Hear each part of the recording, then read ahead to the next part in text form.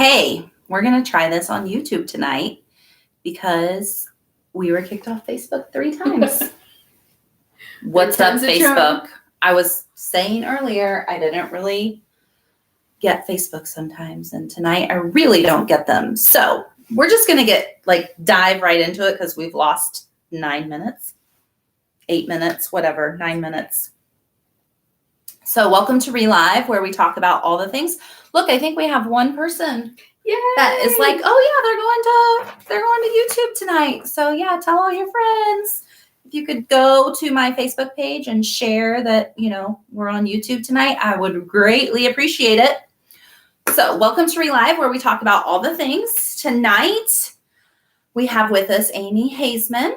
And I met Amy kind of like in a roundabout way. I don't even remember. We live in the same neighborhood, and I was sharing that I was starting this Facebook page, and I think somebody was like, oh, you should talk to Amy. And I was like, well, what's with Amy? And so then I started stalking her, and I saw this video that she shared of her just sharing a little bit of her heart and her story, and it touched my heart. So I was like, oh yeah. So I think just sent her like this unsolicited message and was like, hey, this is what I'm doing. Would you be interested? And she graciously agreed to join me. So I feel like we planned this like so long ago, and I was like, it was still hot then. It was still hot. Yeah. How you guys liking this weather? I personally am enjoying the cooler. Well, I'm a fan of 9 degrees and above. Yeah. Not me. So, tonight's topic is a little bit, it's serious. It's a serious topic, and it's one that if you have been a victim of sexual assault, this could be a trigger for you tonight. And we both want to encourage you, like, if you can watch it, but to take care of yourself first. Like, take care of your own mental health first. I don't want dating kind of educational place. So, that's kind of what we're going with, but I really think this topic is important, and you're going to take something away from tonight. And I just am really excited that Amy came to share her story with us tonight. So without further ado, I'm going to introduce you to Amy Hazeman, and she's going to tell us a little bit about her story. So if you guys could give her all kinds of love tonight, I would appreciate it. So the screen is yours, Amy. Finally. We finally Yes. made it. We haven't been kicked off yet. Yeah. Oh, no. Now you've done it. Knock on wood. I'll just knock on my own hard head. All right. So I was a victim of sexual assault in college.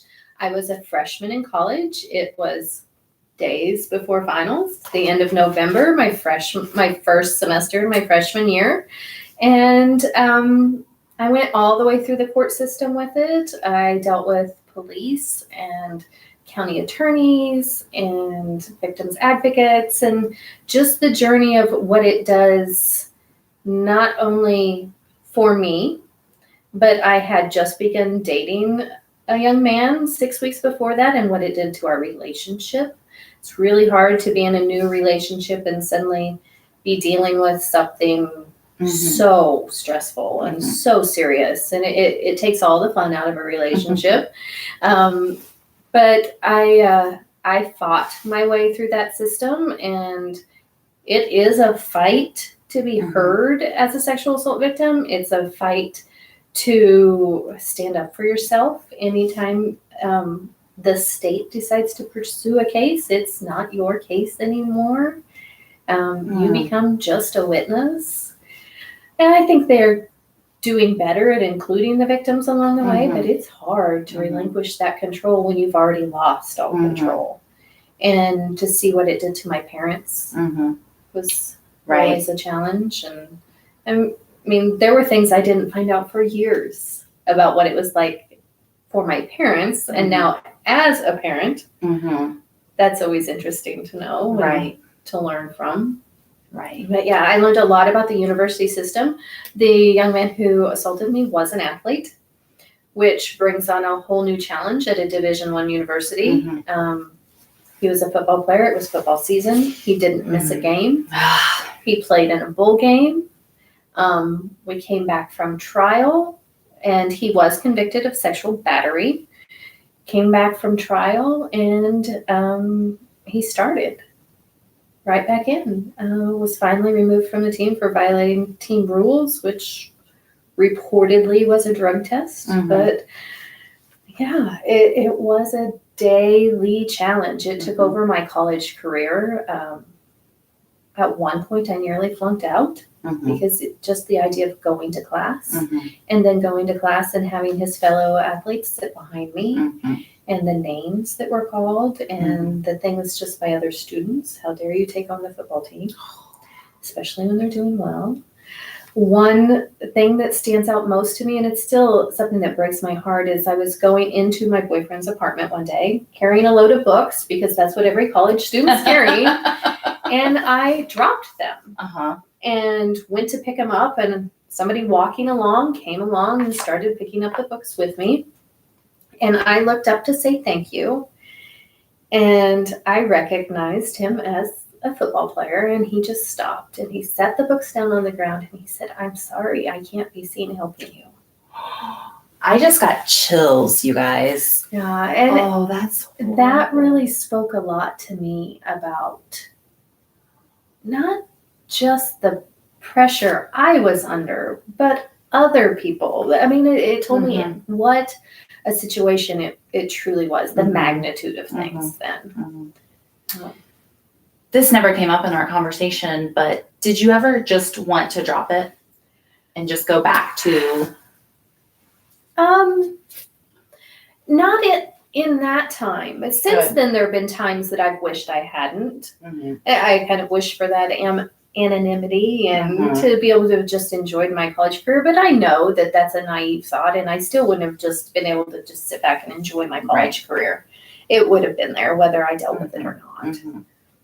I think it's interesting that you said that he was finally released from the team because he committed or broke a football rule. Yeah. But sexually assaulting somebody doesn't go against the team's rules? Like, apparently not. Like behaving yourself? Yeah. That's he was convicted. It is a misdemeanor, but he was convicted. Okay.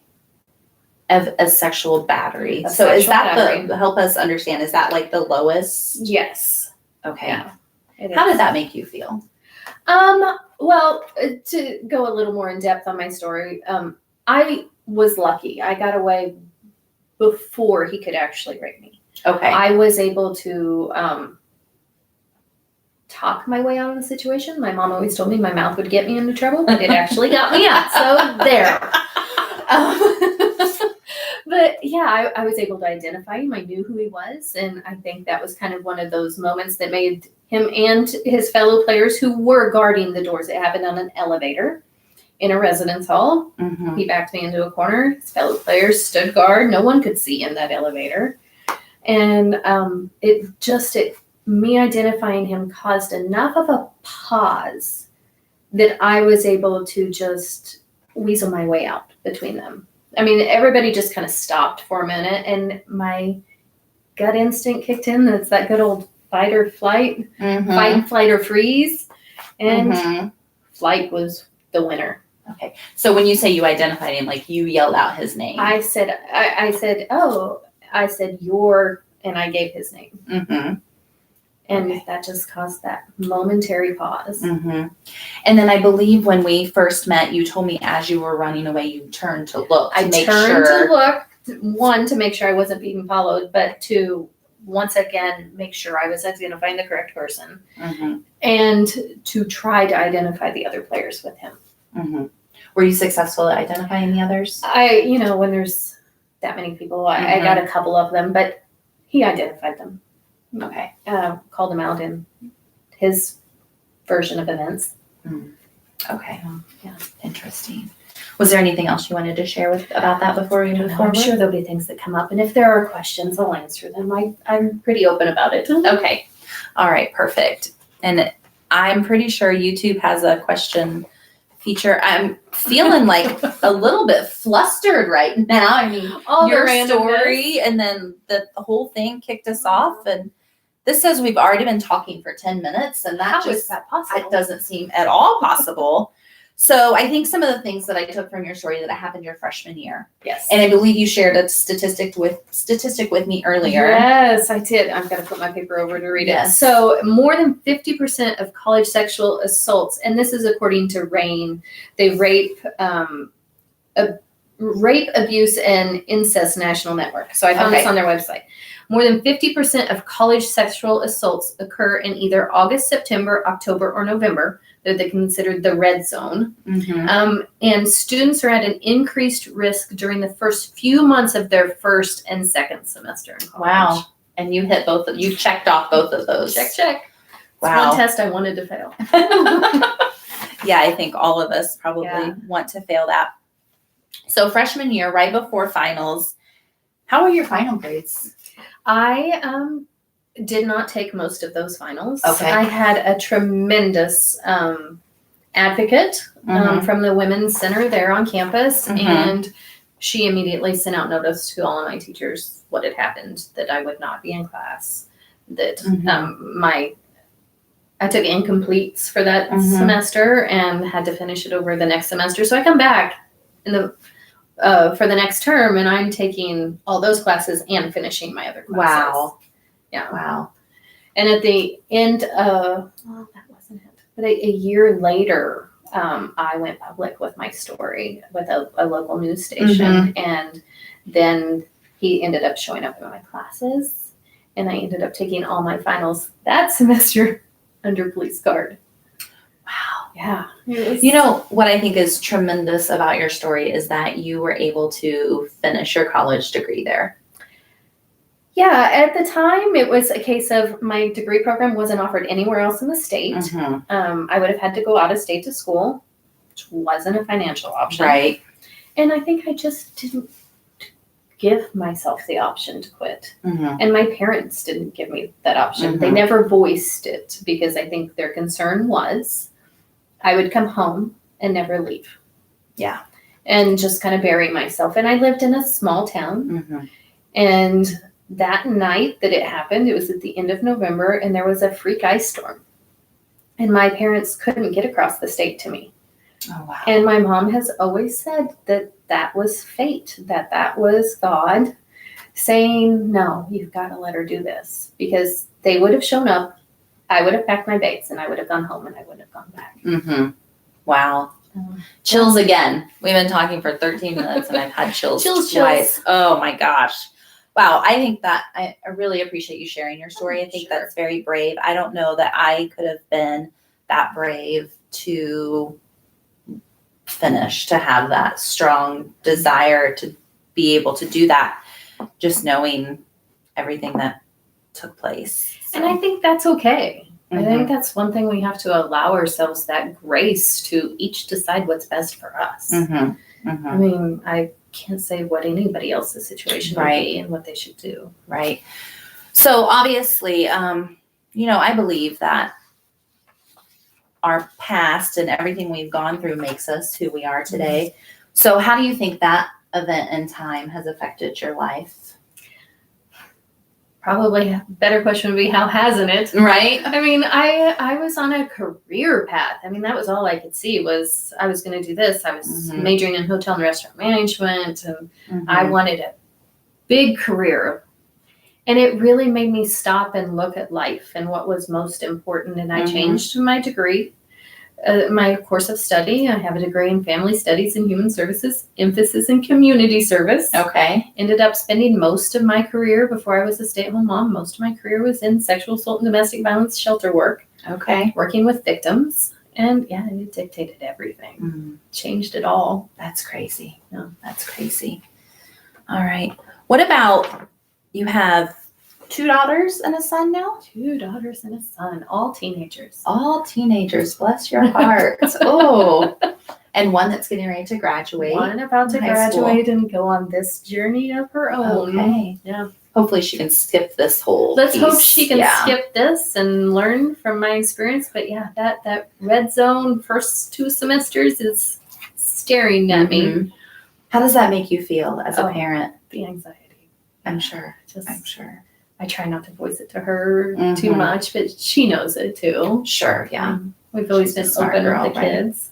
Yeah. So how do you think this event, this specific event in time, has maybe changed the way you parent your children, or do you think it's added this piece that you are like, I don't know, extra protective, or what are some things that? Well, the kids would say it's made me overprotective, which, okay, I own that. I don't care. Yeah. I am what I am. Right.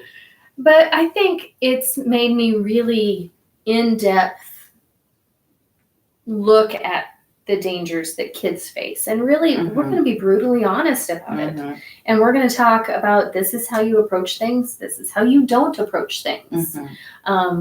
With my son, we've had the conversation of you ask for permission to kiss someone. With my girls, we've had the conversation, you ask permission to kiss someone. And if at any point somebody says, I'm not comfortable with this, you're done. Right. There was actually an episode of Grey's Anatomy just last season that was phenomenal. It was about consent. And, a character teaching a young man, another character that, it's like if somebody calls timeout in a game, everything stops. Right. It's that way in a relationship. And it doesn't matter if you're just dating or if you're engaged, you're married, same thing. Timeout is timeout. So, yeah. That's interesting. We're very upfront with our kids. And I think, too, the other thing that we talked about, and this may come up later, but it's on my brain right now, so we're going to talk about it.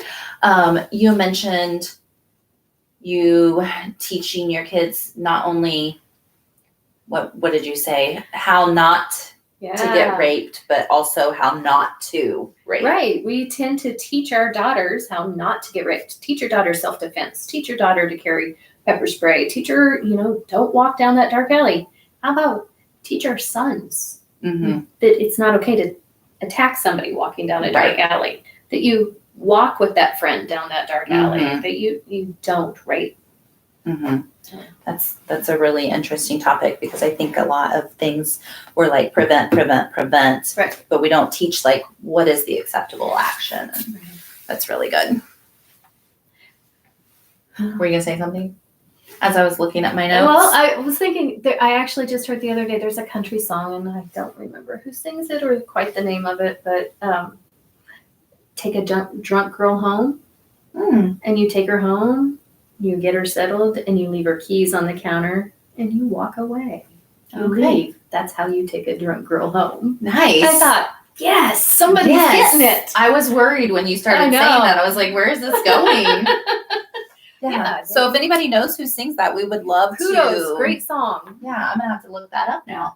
That's awesome. Yeah, I like that. We should put the lyrics out there for everyone to know and see. Awesome.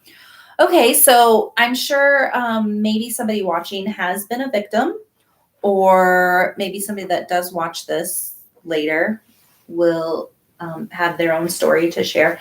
Do you have any tips or advice for those, or things that, looking back, you're like, oh, I wish maybe I would have done that? Or counseling.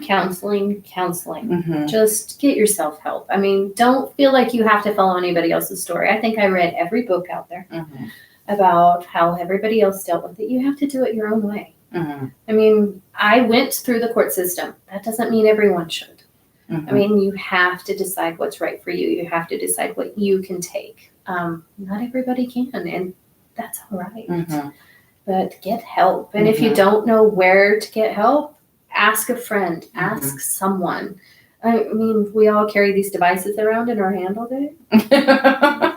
There's lots of good info that I there. learned are probably slowly killing us. Yeah, well, isn't everything? Yeah, exactly. All right, so counseling definitely is important, and ask for help, and don't be afraid to ask for help, because there is help out there. I mean, it's out there for a reason, because you need it. Oh, everybody needs it. So, okay, so there's this term that I've heard, and I want you to help us understand it. Have you guys heard of rape culture? So I think you had brought it up when we were talking last time. So what exactly is that? What does it look like, and how does it feel kind of in our society today? So rape culture is really anything that makes light of rape. Or, for instance, the idea that our daughters need to know how not to get raped, but our sons don't necessarily. We don't teach our boys how not to rape. Mm-hmm. It's that idea that girls feel the need to protect themselves all the time. But why aren't we just stopping what they're protecting against? The idea that it's always a female victim. That's not true. Men are raped all the time, but a lot of times they're made to feel like they're weak if that happens, and that's not true at all. It can happen to anybody, any age, any race, any ethnicity. I mean, there's no discriminating on this. And just the idea that it's only girls, and it's the question is always, what was she wearing? How had she been drinking? Those are all things that contribute to that idea that, well, under certain circumstances, it's okay. You probably just misunderstood it. And that's not at all what it is. Okay. Yeah. What did you say? That you should be able to stand naked in Times Square? Yes, you should. You should be able to stand naked in Times Square and be safe. Right? Naked Cowboy, I don't even know if he's still there, played in Times Square for years. And he was safe. Right.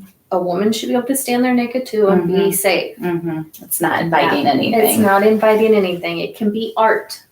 Yeah. And it's all about consent. Yes. Ask permission. All about consent. Oh, yeah. Okay. So let's talk about college campuses. So yours happened on a college campus, and I'm wondering if, that's where most of them happen. It is the age group for it most likely to happen to. I think they say that the peak range is 18 to 24, which is that college age range, and whether it happens on campus or off campus, that is the age group most likely to be victimized. I think it's just, there's all this newfound freedom at that age. There's so much to go out and conquer, and sometimes things get carried away, especially if we haven't been taught the right things. Right. Those right boundaries and limits. Yeah, that's interesting. Let's talk about your career in this field. If you don't mind. We didn't really talk about that before, but so how long did you work in this kind of area before you became a stay-at-home mom? Well, I worked off and on in different parts of it through the years. My husband's job took us different places, so I didn't always work directly with victims, but I've always volunteered in some way with a program. But it's not a line of work to get into if you haven't done your own work. Right. I had to leave the work for a while because I had to take care of myself. That's what I was wondering. Yeah. Like, did it help you heal, or did it not prevent the healing, but kind of did it keep coming up? Oh, it kept coming up. This is one of those things that if you don't take the time to get the counseling and get the healing, you'll end up flat on your back having to deal with it at some point because it will knock you down. Sure. And so when you first started working in this, were you like, yes, this is where I'm meant to be, this is what I'm supposed to be doing, and maybe that event kind of spurred me onto this career path? I always took the outlook that my faith gave me the outlook that it happened for a reason, that nothing happens by mistake, and that I really felt that was my calling, that I was somehow supposed to help others through this. Right. Right. In one way, shape, or form. So did you feel good? Were you yeah, I'm doing this, or were you just this just really makes me sad? Depends on the day. And did you get angry at the system? Oh, yeah. Anger. Oh, my goodness. Yes. You get so frustrated with the system and how it's not helping victims, how it's sometimes re-victimizing. And, the frustration, the anger, the sadness. I mean, just to see others go through the same thing, it's ripping the Band-Aid and the scab off a wound. Yeah. Daily. Yeah. And how is it now? What, 20, 25 years removed? 25 years almost. Okay. So how is that? Like, It's a lot easier. But just to kind of give you an idea on how long that road is, this will be the first year that I've done anything on that day. That I have left my house or talked to other people outside of my family. We're planning a party that day. That's very exciting. I'm happy for you. I'm taking back my life. Absolutely. Yes. And you should. Yeah. You absolutely should. And that guy has nothing on you. Oh, it makes me so angry. Like, there are so many things in this world I just don't understand. And why someone would think that's okay. Right. And there were a lot of things that came out in trial, and, maybe it's the human service worker heart in me, but I came to understand a little bit about how he got to where he was. And I was able to forgive him. Partly, not really for his sake, but because somebody told me that bitterness and holding that anger in was like swallowing poison and expecting him to die. So, I had to get there. Right. Yeah, I've heard like forgiveness is not for that person. Right, it's more for yourself. Yes, it absolutely is. And I got there. And I probably, if I have any anger now, it's with the university. It's with the system. Right. Yeah. Do you want to touch on that at all, or leave it be? Or well, I mean, especially with the university system, and when it involves an athlete, it's a dirty system. I mean, I was just the squeaky wheel that wouldn't go away, that they desperately wanted to go away. Right. I met with our football coach and asked him to do the right thing. He sat across his desk for me and promised that young man would never play for him again. That wasn't the level of character he wanted. And he came back and started. Yeah. And that coach went on to be in the Hall of Fame. So, it's just one of those systems. As the victim, like, I feel like I would just be so angry and want to take things into my own hands. I don't know. And those were the imagine things. How your time was there. And you get so far down the road and you think you're doing so well. And I mean, as a mom, we were living in another state when suddenly I heard that the coach was going into the Coaches Hall of Fame. And I was angry and I was bedridden for a couple of days. You go into a full-blown depression and just, how come nobody saw me? I didn't understand for a long time how our friends could continue to cheer for the university. We're there now. I mean, my husband and I wear our colors and cheer for our alma mater. So you keep talking about your husband. Yeah. I hope it's okay that I share. Yeah. I think it's very interesting that she is married to the man that was with her when this happened. So yes, we made it through that. Been through a lot. Yep. He was at my dorm room door minutes after hearing what had happened and stood by my side through the whole thing. So I feel like if you guys can make it through all of that, you can do anything. Like raise these teenagers. I don't know about that. Teenagers are a whole nother ballgame. No, we can see the finish line. Yes, your youngest is almost 14, 8th grader. Oh man. Yeah. Wow. Okay. Let's see. So we talked about like the stigma around victims. Like it's always the question, Yeah. What was she wearing? Was she drunk? Well, she did. Like, I don't think people ever deserve it, but she probably could have prevented it, And that really shouldn't be it. Like we've talked about already. Like, it doesn't matter what I'm wearing. It doesn't. I think I shared with you when we were talking. There's a book that's new, and I highly recommend it. If anybody wants to understand what it's like for a rape victim, it's so well written. It's by Chanel Miller. And let's see, let me get the title right. I actually carry it in my bag. Wow. Know My Name. Now, she was the victim at Stanford, the swimmer. Okay. And do you want to show that to everybody so that they can see it? Okay. She was the victim of Brock Turner, the swimmer at Stanford. She was anonymous for a long time and then wrote her story and came forward. And she says in there, everybody talked about how drunk she was. And she said, the most I deserved was a hangover. And that's true. Mhm. That's all she deserved was a Mhm. hangover. That's what life gives you when you drink too much. Mm-hmm. You don't deserve to be raped. Right. Wow. I just can't imagine.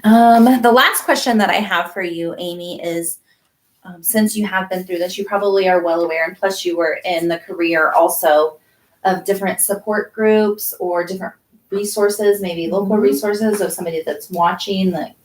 Locally, there are always rape crisis programs. If there's a university nearby, check with them. A lot of times they have a program, but you can call RAIN, Rape, Abuse, and Incest National Network. So they have a hotline called the National Sexual Assault Hotline, and it is 1-800-656-HOPE. Okay. And you can call and they will give you the information about your local programs. Okay. That's good. So that's always a good resource to have. They connect with over 1,000 programs across the country and can help you find something close to you. Awesome. Awesome. All right. Do you have anything else that maybe we didn't touch base on or that you would want to share? I think at some point it will impact each one of us, whether it's through somebody we know or someone close to us. So I think we just all have to be prepared to help each other. Okay.